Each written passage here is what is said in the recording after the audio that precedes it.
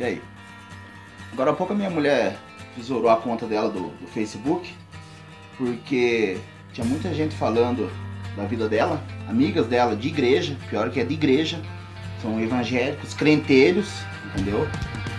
E fica se metendo na vida dela. E é o seguinte, cara, vocês têm que entender que só porque as pessoas não têm a mesma denominação que vocês, não são pessoas do diabo, não são pessoas ruins. A amiga dela, que era evangélica, que morava com ela, fazer um monte de crítica, falar que tinha que se separar de mim, tanto encheu a cabeça dela que ela foi e tesourou a conta do Facebook. Então, assim, por isso que tem tanto ateu no mundo, cara. Porque vocês são chatos. Crentes, vocês são muito chatos, velho. Vocês são muito chatos, velho. Dentro da igreja, vocês são uma coisa.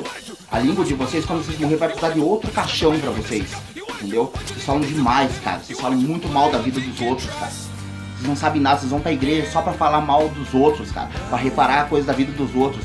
Essa pessoa mesmo que falou da minha esposa aqui, ela ficava dando pra filha do pastor, sair com um monte de gente, tava podre de doença venérea, que ela morava junto, ela sabe, ela me contou todas as histórias, o que acontece dentro da igreja, entendeu? Só porque a pessoa, eu casei com ela, eu sou uma pessoa diferente, eu não tenho a mesma religião que vocês, não quer dizer que eu sou melhor, eu sou pior que vocês, entendeu?